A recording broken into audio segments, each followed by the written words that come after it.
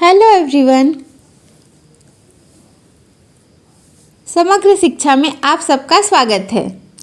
आज हम पढ़ेंगे उपयोगितावाद का सिद्धांत, उसकी कुछ आलोचनाएं देखेंगे और जानेंगे महत्व। इससे पहले हमने उपयोगितावाद के सिद्धांत की कुछ विशेषताएं देखा था। उसमें हमने जाना था सुख और दुख को कैसे मापा जाता है। तो सबसे पहले हम उपयोगितावाद का अर्थ जान लेते हैं।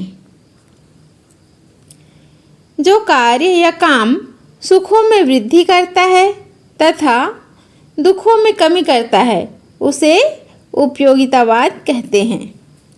बेंथम का मानना है कि सरकार को ऐसी नीतियों का निर्माण करना चाहिए जिससे अधिकतम लोगों को अधिकतम सुख प्राप्त हो। यानी बेंथम कहते हैं कि सरकार को ऐसे नीति का निर्माण करना चाहिए जिससे ज़्यादा से ज़्यादा लोगों को ज़्यादा से ज़्यादा सुख प्राप्त हो सके।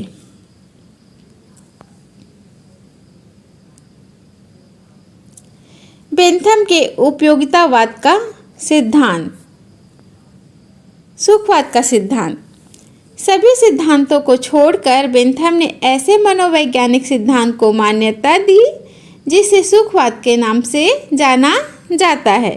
सुखवाद का अर्थ क्या होता है? मनुष्य कैसा है, वह प्रारंभ से ही आनंद की खोज करता है और कष्टों से दूर रहना चाहता है, कष्टों से बचना चाहता है। यही सुखवाद का अर्थ है। बेंथम क्या लिखते हैं, देखिए। प्रकृति ने मनुष्य को कष्ट और आनंद दो प्रभुत्व संपन्न स्वामियों के अधीन रखा है, ऐसा बेंथम कहते हैं।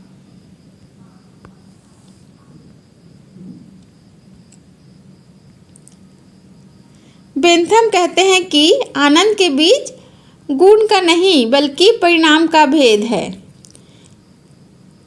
बेंथम के उपयोगितावाद में सबसे महत्वपूर्ण बात यह है वह विभिन्न प्रकार के आनंदों के बीच गुणात्मक भेद स्वीकार नहीं करते हैं। उसके अनुसार गुण की दृष्टि से सब आनंद समान होते हैं। आनंद अगर किसी से भिन्न है तो वह सिर्फ मात्रा में। किससे भिन्न है?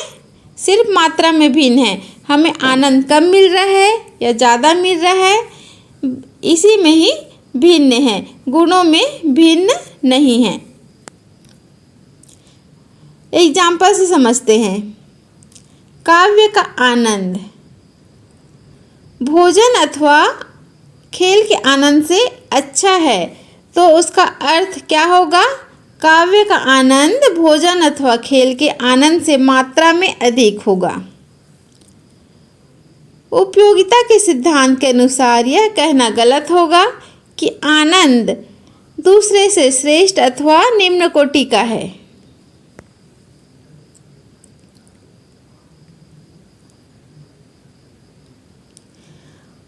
आनंदों और कष्टों के प्रकार। बेंथम ने आनंद और कष्ट के दो प्रकार बताए हैं। वह कौन कौन सा है? मिश्रित और सरल। इंद्रियों, धर्म, कार्यकुशलता, धर्म परायणता, उदारता, द्रोह, मैत्री, ख्याति, शक्ति, कल्पना, प्रत्याशा, साहचर्य, कष्ट अथवा चिंता से मुक्ति से आनंद सरल आनंद है। इसी प्रकार इंद्रियों अथवा शत्रुता, कुख्याति, उदारता, द्रोह, स्मृति, कल्पना, प्रत्याशा, साहचर्य और अशोभनीयता से उत्पन्न कष्ट कैसा कष्ट होगा? सरल कष्ट होगा। अन्य प्रकार के आनंद और कष्ट पूर्वोक्त आनंद और कष्टों के मिश्रण से उत्पन्न होते हैं। आगे है आनंद और कष्टों के स्रोत। उन्होंने 3 प्रकार के स्रोत बताए हैं: प्राकृतिक स्रोत, राजनीतिक और धार्मिक स्रोत। जब कोई आनंद अथवा कष्ट प्राकृतिक नियम के अनुसार मनुष्य की इच्छा के हस्तक्षेप के बिना प्राप्त होता है तो उसे प्राकृतिक स्रोत कहेंगे। उदाहरण के लिए मद्यपान से रोग उत्पन्न होते हैं और संयम से स्वास्थ्य अच्छा रहता है। जो आनंद अथवा कष्ट समाज की विधिवत स्थापित सत्ता से और उन लोगों के द्वारा प्राप्त होता है जिन्हें शासन करने का अधिकार होता है, तो उसका स्रोत कैसा कहलाएगा? राजनीतिक स्रोत कहलाएगा। एग्जाम्पल है न्यायाधीश की आज्ञप्ति से प्राप्त आनंद अथवा कष्ट।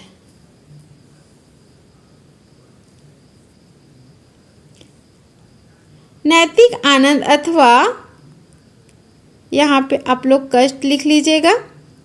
नैतिक आनंद अथवा कष्ट वह है जो लोकमत के प्रभाव से होता है, जिसे हम ईश्वर की इच्छा का फल कहते हैं। वह कैसा आनंद या कष्ट है? धार्मिक।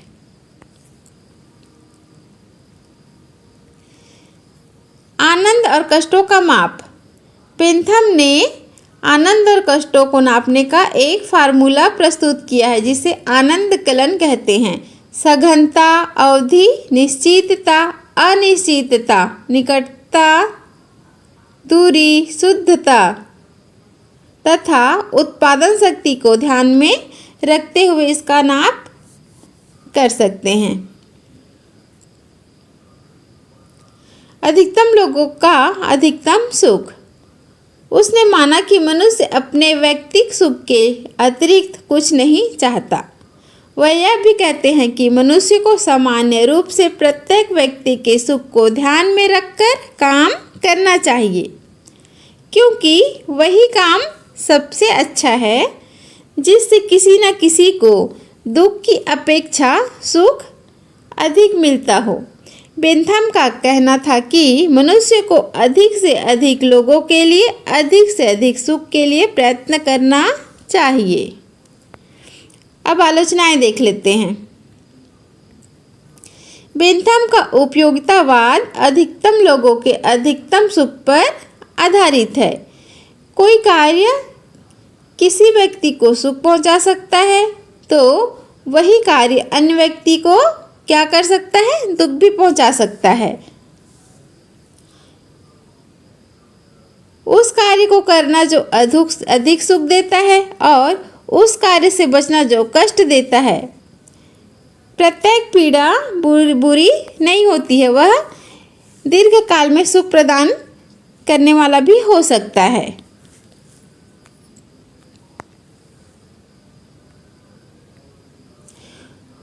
उपयोगितावाद के सिद्धांत भौतिकवादी हैं और नैतिकता की कमी है इस सिद्धांत में।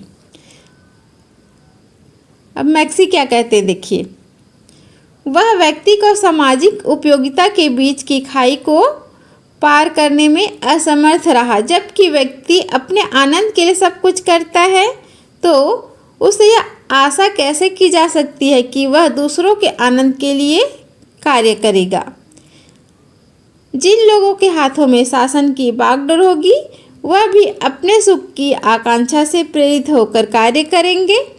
हम क्यों आशा करें कि वह विभिन्न लोगों के आनंदों के बीच तालमेल बैठाने की उलझन में पड़ेंगे और अधिक से अधिक व्यक्तियों के अधिक से अधिक सुख के लिए कार्य करेंगे।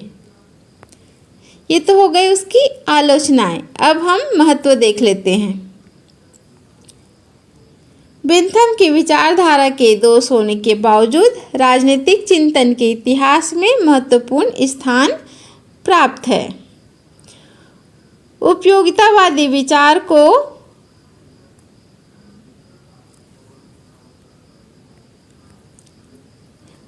उपयोगितावादी विचारकों ने राजनीति के क्षेत्र के लिए मापदंड प्रदान किया है। राजनीतिक क्षेत्र के द्वारा प्रजा को कितना प्रत्यक्ष और स्पष्ट सुख पहुंचा रही है। डेविडसन द्वारा मनोवैज्ञानिक अनुसंधान तथा नैतिक तर्क वितर्क में लोगों की दिलचस्पी बढ़ी और व्यवहारिक राजनीति में सामाजिक सुधार तथा कानून का निर्माण बहुत बड़े पैमाने पर हुआ है। अब ग्रीन क्या कहते हैं देखिए। राजनीतिक तथा सामाजिक सुधारों के लिए इतनी अधिक सत्य तथा इतनी शीघ्रता से प्रयोग में लाई जाने वाली और कोई विचारधारा नहीं हो सकती थी। तो ये हो गया उसके महत्व। तो आज के लिए इतना ही, फिर मिलेंगे नेक्स्ट वीडियो में, तब तक के लिए गुड बाय।